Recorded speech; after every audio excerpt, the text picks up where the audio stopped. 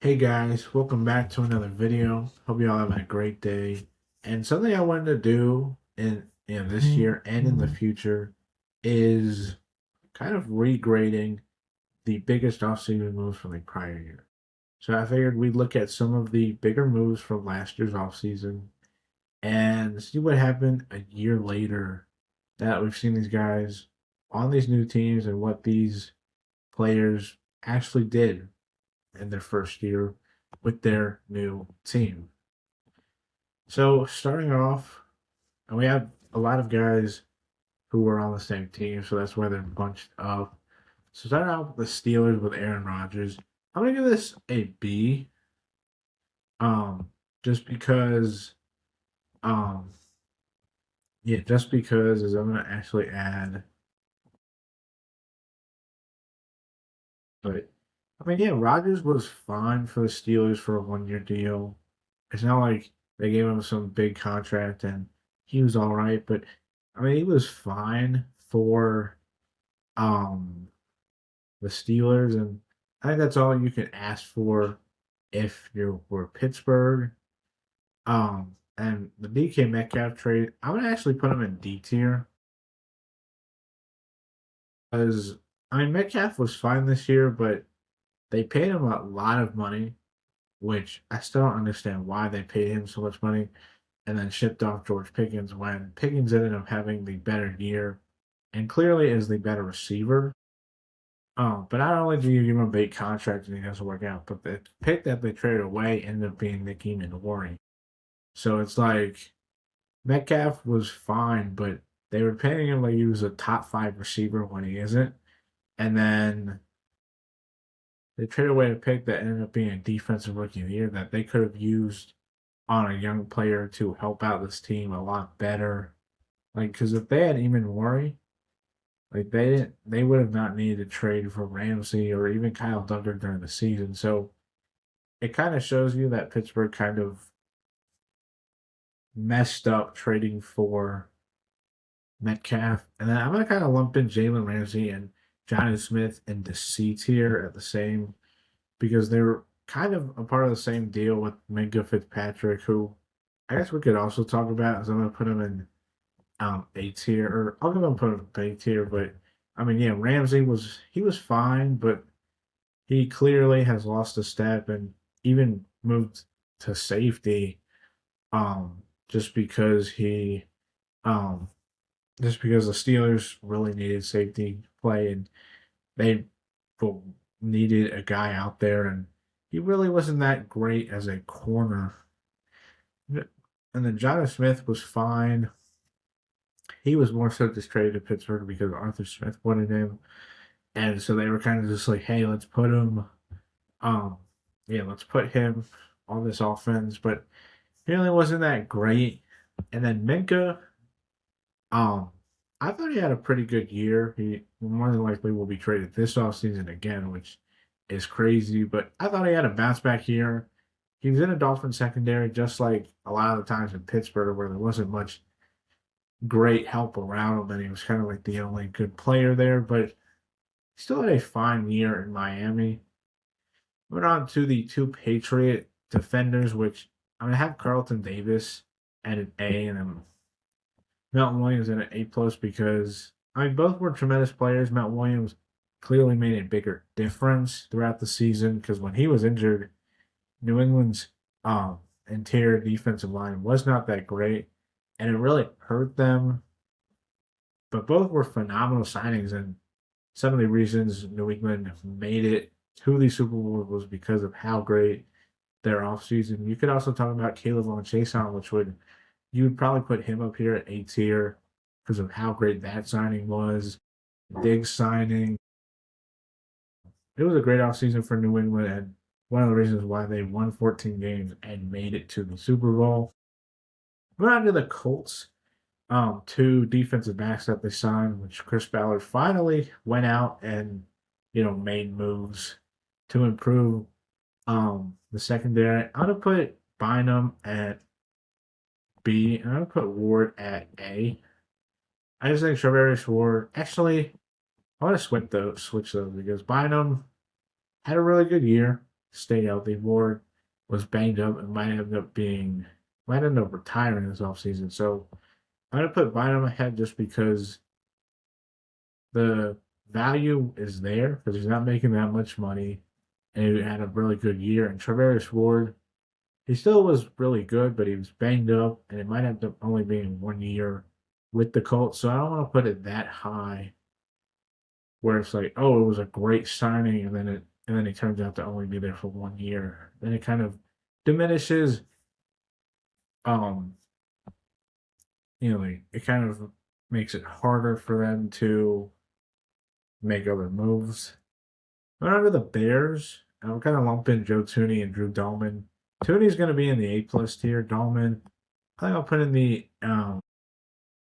actually, I'm going to award down to C tier. Put Dalman in B tier. I mean, Joe Tooney won Protector of the Year, which was the first year of the award, um, and really was one of the main difference makers on the Bears offensive line alongside Dalman and Jonah Jackson. So you can even put him in here and probably be around the same tier as Dalman. But I mean, Tooney was amazing. Really helped this Bears offensive line become one of the better units in the league and help Caleb. And then Drew Malman was a very solid find um, from the Falcons in free agency. It was a good signing. I think it was like 3 year, I want to say $24 million, maybe around that. So it was a good signing for the Bears. And then Dio Adengbo, I'm going to put him in D tier just because he didn't really like the value is there and he was decent before he got injured and missed the remainder of the year. So I'm not going to put him like in C tier or any higher just because he didn't play that much. So it hasn't really gone up. But if you guys want me to do this next year, like 2 years after, and he's with the Bears and he plays really well, this could definitely go up. As if he plays much better, because he's still a really young pass rusher with upside. It's just it didn't really work out so far in Chicago. And then the three Denver signings, we're gonna kind of lump in Dre Greenlaw and Talanoa Ufanga, which I'm gonna put Greenlaw in C and Ufanga in B, just because Ufanga played the entire year, which I think should matter. If like a guy is banged up, then like clearly it wasn't the greatest signing because if he is injury prone, then it's gonna look bad. But Ufanga was really good, really helped this secondary become one of the better units in the league. Greenlaw was still fine, but he really wasn't that great for the Broncos. He was, pretty good when he played, but he was injured to start off the year, which is kind of why him and Travaris Ward are coming in the tier because like they were still really good. It's just injuries. I feel like should be a part of this because if a guy is injured a lot, you can't really rely on him. It might end up looking like a horrible signing or trade. The guy doesn't stay healthy because then you gave up value assets in a trade, or you paid a lot of money for a guy that might not end up being long term on the team. Evan Ingram is an F. It was a horrible year. That's why you see a lot of people mocking Kenny Sadiq in the first round because Ingram was just horrible. It still kind of confuses me why Sean Payton and the Broncos didn't try to go after Jawan Johnson, who was with Sean Payton for 2 years with the Saints. So they thought maybe if they were going to go after a tight end, they'd go after Johnson, not Ingram, and clearly looking like the wrong decision for George Payton to make. The Commanders, um, the two commander trades that they did this offseason. Laramie Tunsil, I'm going to put in A tier. Debo, I'll probably put in C tier. Tunsil, phenomenal trade. I know they gave up, a decent amount of draft picks in that trade, and clearly you'd rather have those picks, but you have your franchise left tackle. I actually kind of see this move kind of like Trent Williams when he got traded from Washington to San Fran. Obviously, different context, but yeah, kind of a team that um is looking for that left tackle of the future. Have pieces around that guy. And Tunsil kind of can age like Trent Williams, where it's like he's going to be probably banged up. Or Tunsil's actually not really been that banged up in his career, which I think helps the grade. And I think he'd be able to be there for a while. And while you would like those draft picks, it was good. Debo, I'm giving it a C because the production was fine, but it's more than likely going to just be for 1 year. So it kind of feels like they traded away, valuable draft picks for a guy that's only going to be there for 1 year. But that's kind of like what I thought of with Johnny Smith at the same time, like a guy who's not going to be there, more than likely after 1 year. And you give up valuable picks, obviously picks Pittsburgh gave up a player, but give up valuable picks for a guy that's not going to be there after the season. But both had fine production, which is why they're in the C tier. Giants, Javon Holland, I'll put him in a B. I think it was fine signing. He had an amazing rookie year, and then after Brian Flores left, and he had so many other DCs, he kind of um hasn't been that great. But hey, maybe under Harmon, under um the new DC in New York, um, maybe Holland can get back to that production he had early on in his career.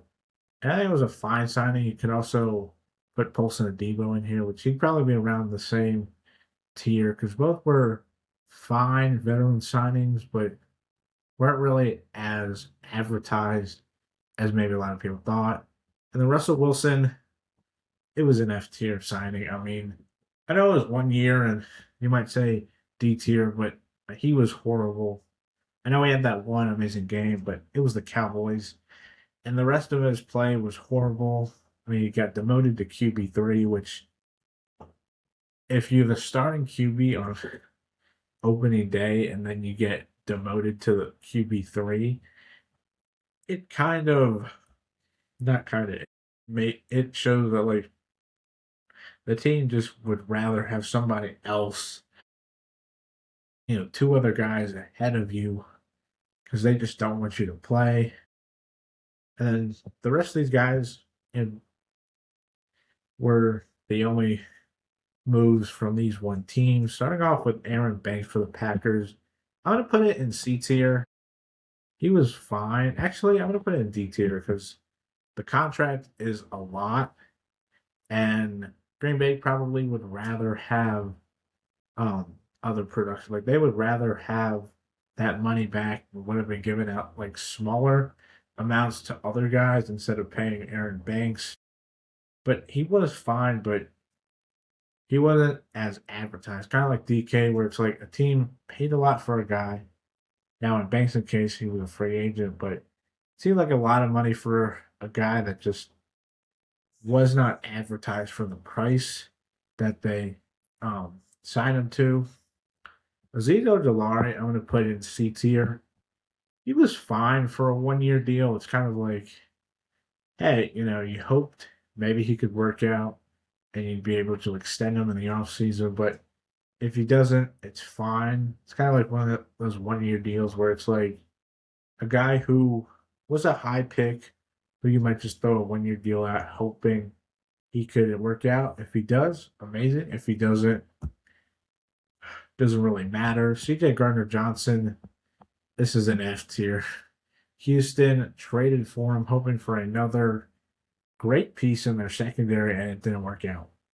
I mean, Gardner Johnson eventually, became eventually joined the Bears and was very productive there, and it's back to being a free agent. But a Texans team that very much traded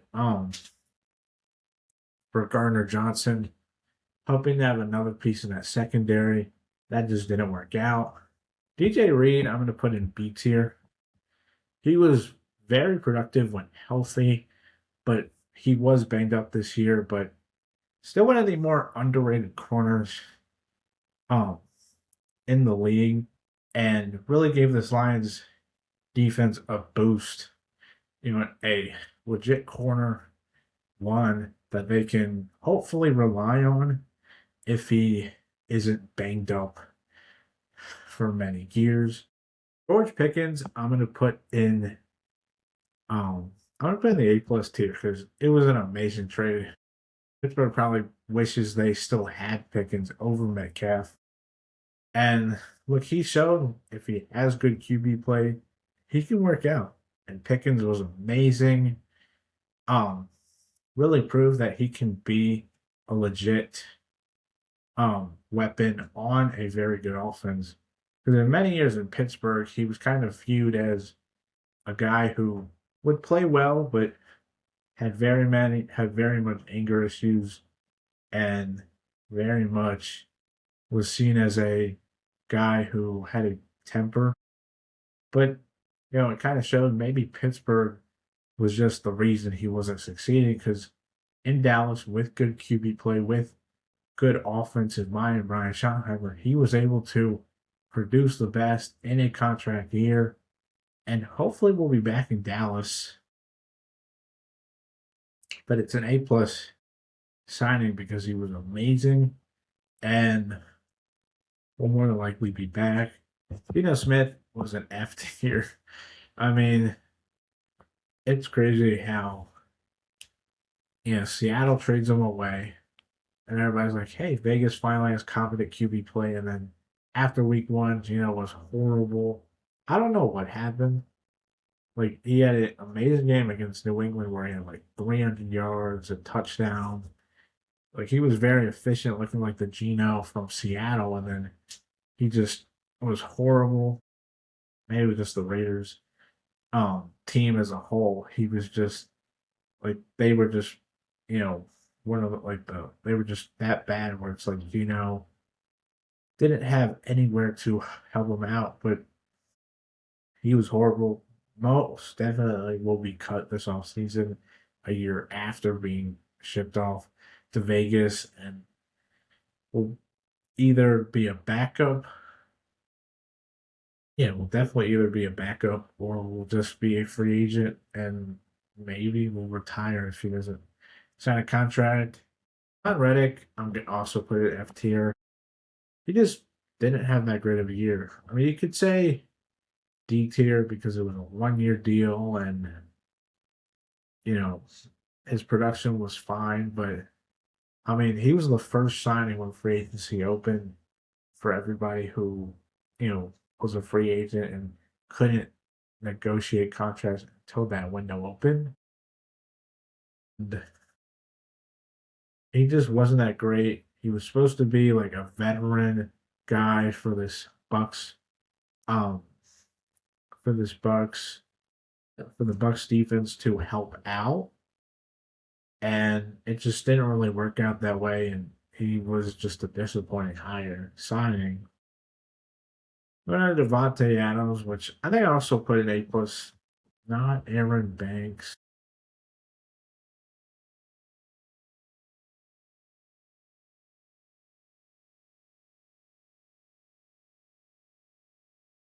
Yeah, Adams was incredible. He had an amazing year.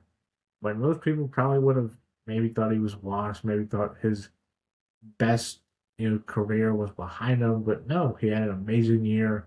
Helped the Rams make it to the NFC Championship game and almost the Super Bowl. We'll be back in LA for at least one more year, and I mean, Adams was an incredible signing for a team that seems to always bring in guys that just help out. Jair Alexander, another F tier move. I mean, look, the Ravens only signed him to a 1 year deal, so kind of like Reddick and Wilson, maybe you bump them up to D tier because it was just 1 year. But I mean, he played one game for the Ravens, and then that was it. He was DNP for the rest of his Ravens career. Got shipped off to Philly, so at least the Ravens got something back for him. And then he didn't even play for the Eagles because he just stepped down from football. But it's honestly crazy that um Alexander, once looked at as like one of the young premier corners in the league, might not ever play a down of football again. We're on to Joey Bosa. I'm gonna put him in the B tier. Was still a really good signing. Yes, the Bills defense was disappointing and really hurt them in the playoffs. But I mean, Joey Bosa was still productive when healthy, and it was a 1 year deal where the guy had decent production for what you'd want in the small term contract they gave him, and it really worked out because Buffalo. You have Gregory Rousseau, but Bosa was able to give them another pass rusher guy, another defensive lineman to help out. And he's not making that much money, so it was good production for a guy not making that much. Justin Fields is going to be another F. I mean, it was a horrible, not a hor- it was a horrible signing because they paid him $30 million of the 40 million. Nearly, it was 3/4 guaranteed. Like it was nearly a fully guaranteed contract for Justin Fields, and it did not work out after week one. And I was high on Justin Fields. I thought he was going to be the next guy to be a top pick, struggle and then bounce back and become a starter again. But it didn't happen after week one, which he played amazing against Steelers. It felt like, hey, maybe there's something there. Fields was horrible and really um, just had this Jets offense, playing some of the worst football of all time, and then he gets benched and then is on the IR for the rest of the year. It's pretty sad for a guy who had potential, but he just hasn't really worked out for the most part. He's had flashes, but his time as a starter will be coming to the end. Um, who knows what's next for Justin Fields? Josh Sweat, I'm going to put in the A tier. I think was a phenomenal signing when it happened, and really was a good player on that Cardinals defense. There was not many. It was like him, Walter Nolan, Will Johnson, Buda Baker. Like it was the names on that Cardinals defense. And hey, maybe with the new face in Arizona, maybe Sweat's able to be kind of a veteran leader on that team and give this Cardinals team that veteran guy who's been to Super Bowls, been to the playoffs plenty of times, and you know can still play really really well because he's not that old. I think he's like 29, so he's really still in his prime as a pass rusher, and was really good value for a Cardinals team that hasn't had many things go right in the past year. Kevin Zeitler, I'm going to say, keep on picking up these players, and then I don't know. I'm going to say C tier. He was fine. He was, kind of maybe supposed to be a veteran on that offensive line to kind of fortify things. Now, he was still decent enough for Tennessee. It wasn't, I don't think, his fault the offensive line was so bad, but he was, fine. And it was a 1 year deal where Tennessee maybe hoped he could be a veteran out there, and we'll see where he ends up next in 2026. Mekhi Becton is going to be an F. It was a signing most, including myself, thought, hey, if he works out, it'll show that, hey, maybe he just needed to be a guard from the beginning. But no, he was horrible. I know he was banged up, but he was horrible and will not be brought back by the Chargers.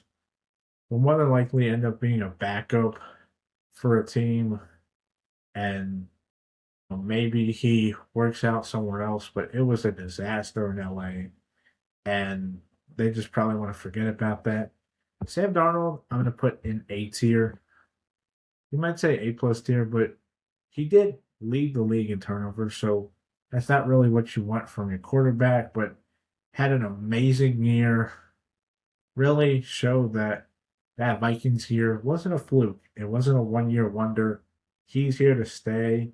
And a Seahawks team that just won the Super Bowl, they have their quarterback locked up long term. Well, not long term, but they have him locked up on a contract where he's not making that much money as opposed to like the other guys who are like making like 50, even $60 million. Darnold's making, you know, I think like 30 some million per year. And that goes to show you that maybe quarterbacks should take less money for the team to succeed, because if they don't take that much money and the team's able to use that cap space in other ways, in other places, then it really helps the entire team out. And then the QB is able to have good players around them, and they're not having to bring in these guys on like 1 year deals or rookies out there hoping they succeed. Trayvon Morig, which he'll also be in the A tier, was a phenomenal signing by Dan Morgan, one of the many phenomenal signings by Dan Morgan, and really helped this Panthers secondary out in 2025, and should be alongside JC Horn, should be there for the long term, especially if this Panthers team continues to improve year in and year out.